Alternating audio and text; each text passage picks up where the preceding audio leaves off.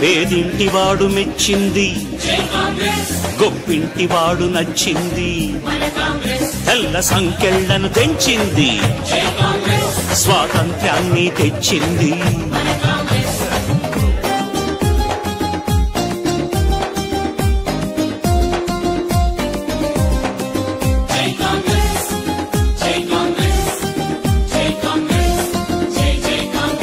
మన గాంధీ నెహ్రూలా మన ఇందిరమ్మ నడిచింది, రాజీవు శ్వాస విడిచింది, సర్వత్యాగములకు మారు పేరు.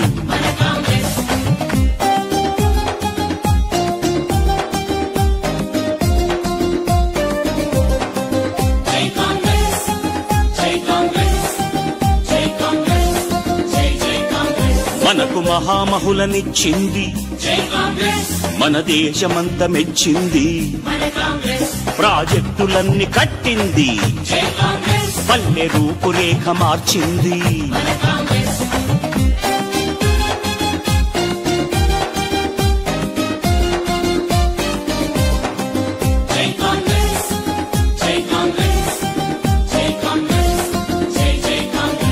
రారాజురై తన్నలకు ఉచిత విద్యుత్తును ఇచ్చింది, పావలాకు రుణమిచ్చెను, ప్రతి మహిళ గుండెలో నిలిచెను.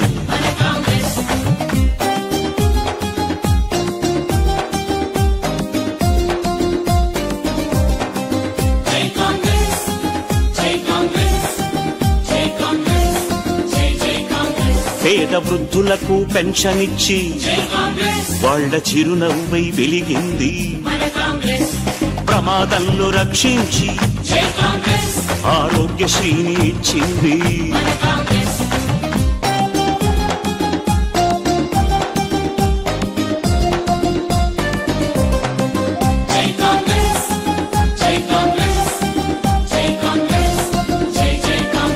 దీన జనులందరి శ్రేయస్సుకు అభయ హస్తాన్ని అందించెను, పల్లె పల్లెలోన వెలుగు నింపి ప్రగతి పథంలోకి నడిపింది.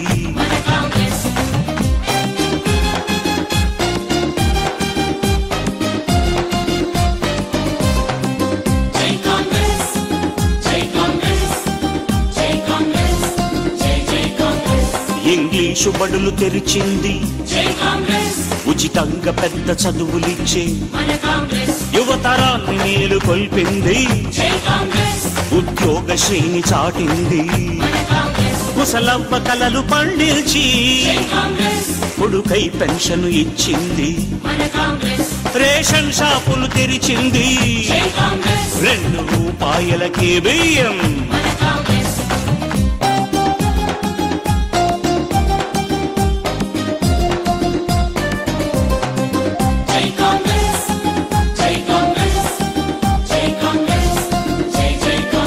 పేద ప్రజలందరి మనసులోన అడుగు వర్గాల తేజస్సుగా జనులందరిలో నిండగా బతుకంత ఇంక పండగ.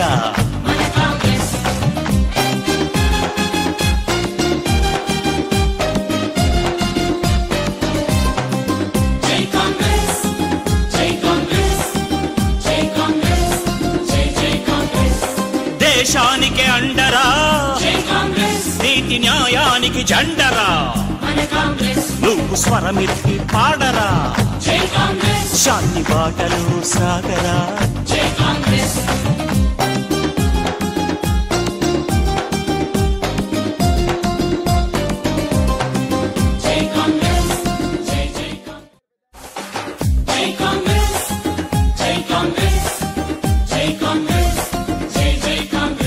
పేదింటివాడు మెచ్చింది, గొప్పింటివాడు నచ్చింది, తెల్ల సంకెళ్లను తెంచింది, స్వాతంత్ర్యాన్ని తెచ్చింది.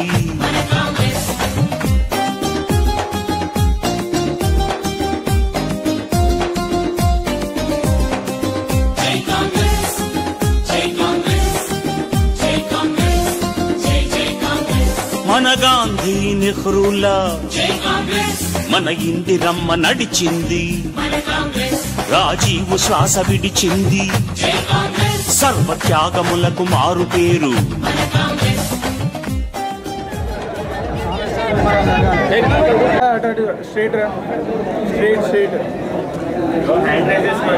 ఇంటి సైడ్ ఓకే, కొంచెం కొంచెం right.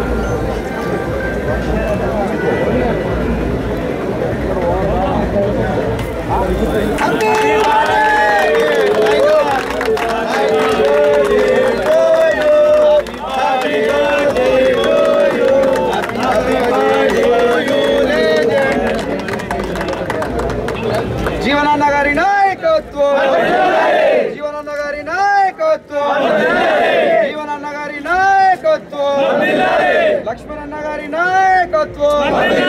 Congress party, Congress party, youth Congress, youth Congress.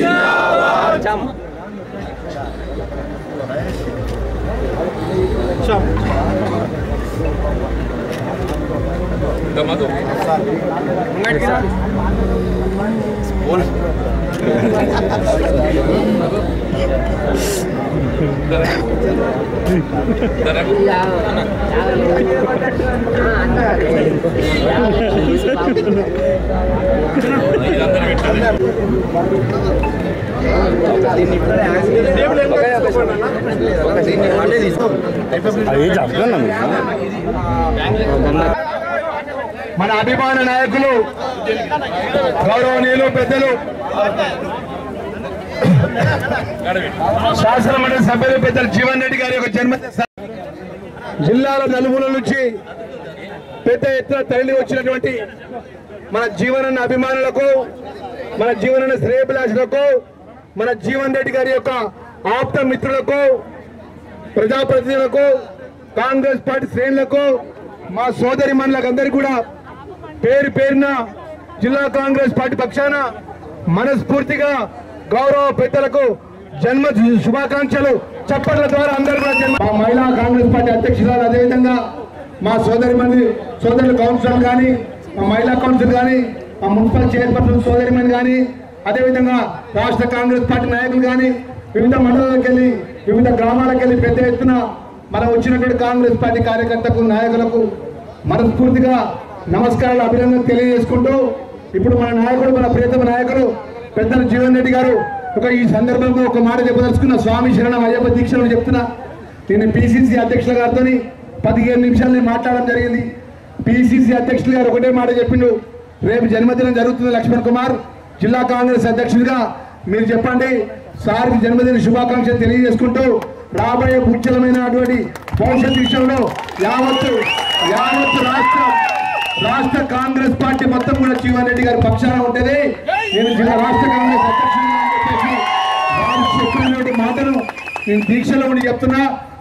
స్వయంగా వారు చెప్పిన మాటను ఏదైతే రాహుల్ గాంధీ గారు, సోనియా గాంధీ గారితో, అదేవిధంగా మల్లికార్జున ఖార్గే గారితో, రేవంత్ రెడ్డి గారితో మాట్లాడిన అంశాన్ని రాబోయే కాలంలో జగిత్యాలంటే జీవన్ రెడ్డి గారు ఏ ఒక్క కార్యకర్త కూడా అధైర్యపడద్దు, ఎవ్వరు కూడా ఇబ్బంది పడద్దు. మా నాయకుడు ఎప్పుడు అంటుండే, మా జీవన్ రెడ్డి గారు, లక్ష్మణ్ కుమార్ నీ జిల్లా ప్రెసిడెంట్ గా నువ్వు ఉన్నావు, మీ శ్రీధర్ బాబు ఉన్నారు, ఏం చెప్తారు అంటారు. 100% సార్ అయ్యప్ప దీక్షలో చెప్తున్నా, 100% దేవుడు మంచి చేస్తాడు. నాకున్నటువంటి నమ్మకంతో విశ్వాసం చెప్తున్నా. మంచి మనసున్న వరకు ప్రజలకు సేవ చేసే వాళ్ళకి ఎప్పుడు కూడా దేవుడు అన్యాయం చేయడు. దానికి ఉదాహరణ నేనే సార్.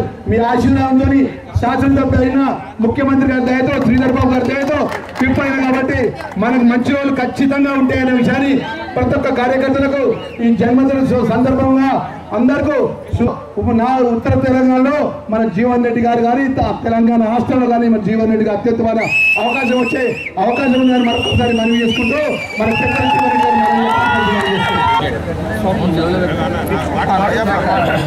మిత్రులు, జిల్లా కాంగ్రెస్ అధ్యక్షులు, ధర్మపురి నియోజకవర్గ శాసనసభ్యులు, ప్రభుత్వ విప్ అయినటువంటి అడ్లూరి లక్ష్మణ్ గారి ఆధ్వర్యంలో ఈరోజు కాంగ్రెస్ కార్యకర్తలు అభిమానులు మీరు చూపెడుతున్నటువంటి ఈ అభిమానానికి నా జీవితకాలం మీ సేవలో నిమగ్నం కావాలనేటువంటి ఒక భావన తలంపుతోని ఒక విధంగా ఎవరికైనా ప్రజా జీవితం అదృష్టంగా భావించాలి. నా సుదీర్ఘ ప్రజా జీవితం 44 సంవత్సరాలే. 1981లో పంచాయతీ సమితి అధ్యక్షుడిగా ఆరంభమైనటువంటి నా ప్రజా జీవితం అనేక సమస్యలు ఒడిదుడుతుంది. నిత్య సంఘర్షణతో మరి ప్రజా జీవితం కొనసాగటం ఏదైనా కానీ నాకు ఈరోజు నా జీవితంలో మరపురాని దినంగా నేను పేర్కొంటుండే. అంటే వాస్తవంగా ప్రజా జీవితం మనం ఒకరికి సేవ చేయాలని తలంపుతోని మరి ఈ జీవితాన్ని ఎంచుకోవడం జరుగుతుంది చెప్పండి. నాకు ఇవాళకి ఇప్పుడే పెద్దలు లక్ష్మణరావు గారు పేర్కొన్నట్టు జగించాలంటే నేను జీవన్ రెడ్డి అంటే జగించాలంటే మనిషికి అంతకంటే ఎక్కువ తలంపు ఆకాంక్ష ఏదో ఉంటుందని చెప్పి నేను భావించని చెప్పండి. తెలుగు రాష్ట్రాలు ఎక్కడైనా కానీ ఇది ఉందో ఒకటే జీవితం తృప్తినిచ్చేది జగించాలంటే జీవన్ రెడ్డి అంటే జగించాలా ఆ అనుబంధం ఏదైతుందో నాకు తృప్తి ఇచ్చేటువంటి అంశంగా నేను భావిస్తాను చెప్పండి. అలా జగించాలి ఒక ప్రత్యేకత అని చెప్పండి. ఇలా అభివృద్ధి వాస్తవంగా ఏనాడైనా అభివృద్ధి అంశంలో పోటీ అంటే మేము ముఖ్యమంత్రి స్థాయిలో పోటీ పడ్డాని చెప్పండి. అభివృద్ధిలో మన పోటీ ఏదైతుందో ముఖ్యమంత్రి నియోజకవర్గతోని పోటీ అని చెప్పండి. ఆనాడు వైఎస్ రాజశేఖర రెడ్డి గారు ముఖ్యమంత్రి ఉండగా పులివెందులకు ధీటుగా చెప్పండి, పులివెందులకు ధీటుగా జగించాలను అభివృద్ధి చేయాలనేటువంటి ఒక తలంపుతోని జేఎన్టీ కళాశాల ప్రథమంగా ఆరంభింపబడ్డది మన జగిత్యాలలో చెప్పండి. వ్యవసాయ కళాశాల ప్రథమంగా ఆరంభింపబడ్డది మన జగిత్యాలని చెప్పండి. నిరుద్యోగ యువతకు శిక్షణ ఇవ్వబడే విధంగా ఏదైతున్నదో న్యాయ శిక్షణ కేంద్రం ఆరంభింపబడ్డది మన జగిత్యాలలో చెప్పండి.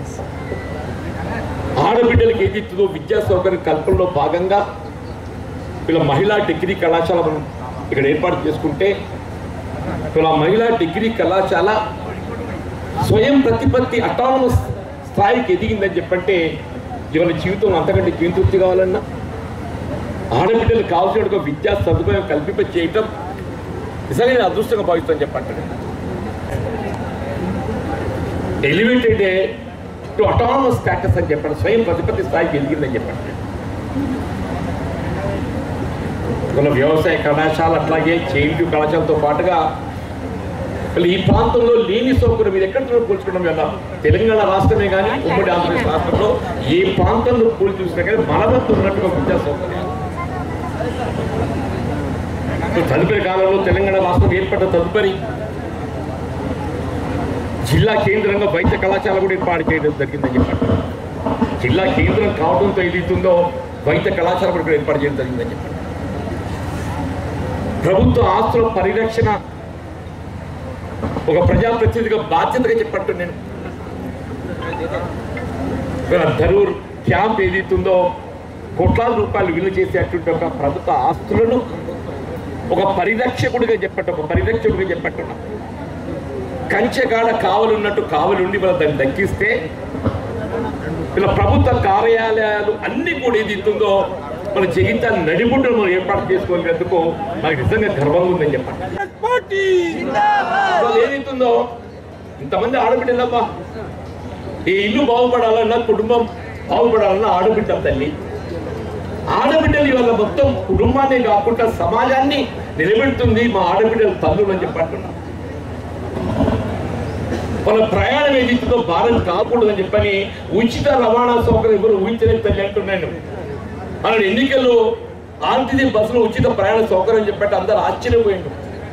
ఇది అవుతుందా పోతుందా? సంవత్సర కాలం గడుస్తుంది. ఈ సంవత్సర కాలంలో ఆర్టీసీ బస్సులో ప్రయాణించిన ఆడబిడ్డ ఎవరైనా టికెట్ చెల్లించింట తల్లి ఏమైనా భారం లేకుండా ఉచిత ప్రయాణ సౌకర్యం కల్పింపజేయబడుతున్న రాష్ట్రం తెలంగాణ రాష్ట్రం తల్లి అని చెప్పండి. తెలంగాణ రాష్ట్రం ఏర్పాటు ముందు వ్యవసాయ రంగాన పంపు సెట్లు విద్యుత్ భారం కాకుండా చెప్పారు. వైఎస్ రాజశేఖర్ గారు ముఖ్యమంత్రి ఏదైతుందో రైతాలు ఉచిత విద్యుత్ సౌకర్యం కల్పిస్తే వీళ్ళ రాష్ట్రంలో కాంగ్రెస్ ప్రభుత్వం ఏర్పడటంతో రేవంత్ రెడ్డి గారు ముఖ్యమంత్రి ఏదైతుందో వీళ్ళ గృహ అవసరాలకు కూడా విద్యుత్ భారం లేకుండా ఉచిత విద్యుత్ సరఫరా కల్పిస్తున్న ఏకైక రాష్ట్రం తెలంగాణ రాష్ట్రం అని చెప్పండి కాదు. మీ అందరి అభిమానం చూస్తుంటే ఇంతకంటే ఎక్కువ పెద్ద హోదా ఏముంటుందమ్మా? జీవితంలో ఏం కోరుకుంటామని చెప్పంటున్నా. హోదా అంటే ఏంటి అంటూ నేను, హోదా అంటే ఏంటి అని చెప్పంటూ నేను సౌకర్యాల హోదానా?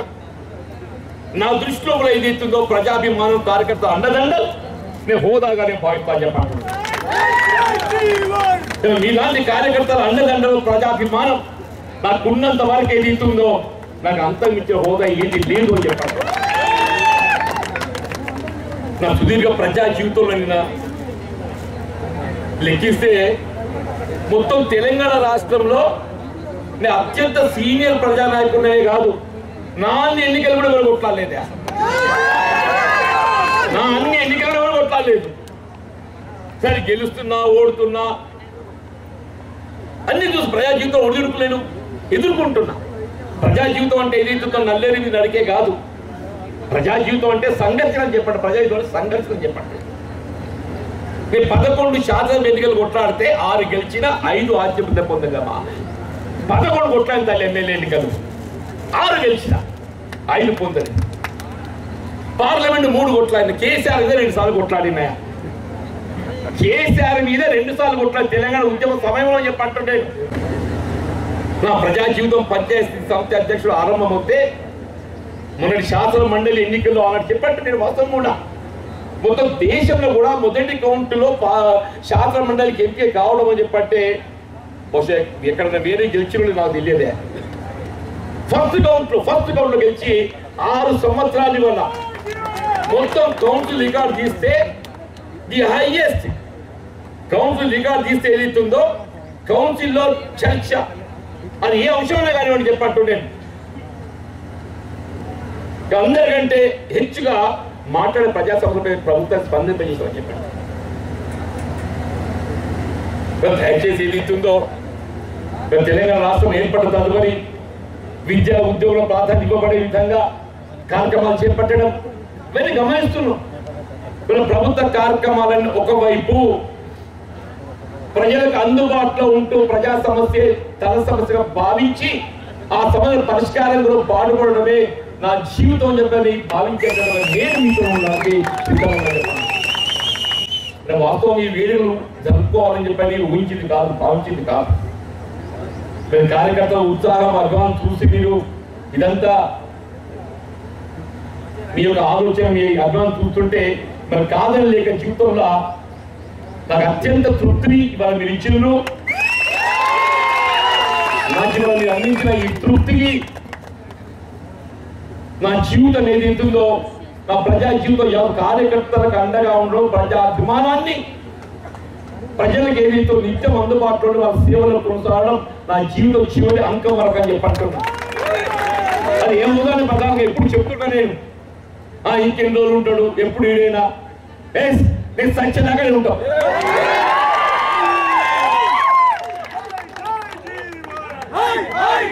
చేయాలని సంకల్పం ఉందండి. నా ప్రజాసేవ చేయాలని సంకల్పం ఉన్నంత వరకు నా జీవితం చివరి అంకం వరకు ఏదైతుందో నేను ప్రజాసేవలో కొనసాగటం నాకు ఆ దేవుడు ఇచ్చినటువంటి ఒక వరంగా భావిస్తాను. దయచేసి ఎక్కువగా మరి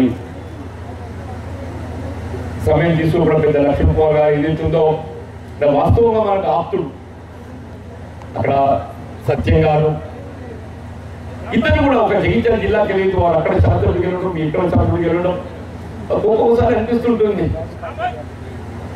వారు గెలిచినప్పుడు నేను గెలవలేకపోవడం వారు కొంత బాధ అసంతృప్తి ఉంటే వారు డెఫినెట్ చెప్పంటారు. ఆనాడు జిల్లా నడిపించే బాధ్యత నేను తీసుకుంటే ఇక్కడ జిల్లా నడిపించే బాధ్యత మిత్రులు లక్ష్మణ్ గారు గుజస్కరణ మా సమస్యలు ఏవైనా కానీ మన నియోజకవర్గానికి సంబంధించిన అభివృద్ధి కానీ పార్టీ పరంగా కానీ ఏదైనా కానీ తప్పకుండా మిత్రుల యొక్క సహకారంతో మా ముందు కూడా దొరుకుతుందని చెప్పని నేను పేర్కొంటూ మరి ఇది నిజంగా కూడా మా మిత్రులు మా మండల కాంగ్రెస్ ప్రెసిడెంట్ రాజేందర్ గారు ఏ మిత్రులతో ఇదేదో 74 ఏళ్ళు వచ్చినాయో నీకు 74 ఏళ్ళు చేకూరుతాను 4 వేలకు చేరు పోద్దామంటారు రాజశేఖర్ ఇంత బడ్జెట్లో మొత్తం అని చెప్పంటే లేదన్నా అట్లే మనం పోయగలిగే శక్తి మీకున్నది తప్పకుండా మోస్తామని చెప్పాను. హై జీవన్ జై జై జీవన్ హై హై జీవన్ జై జై జీవన్ హై హై జీవన్ జై జై జీవన్ జీవన్ రెడ్డి గారి నాయకత్వం వర్ధిల్లాలి.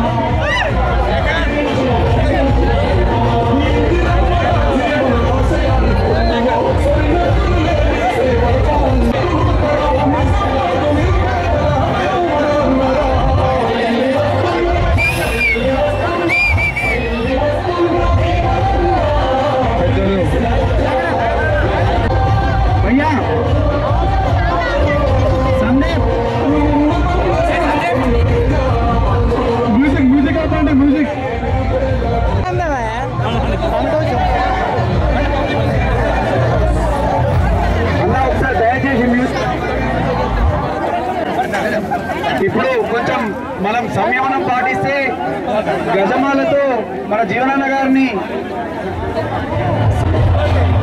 దయచేసి మ్యూజిక్ ఆపండి.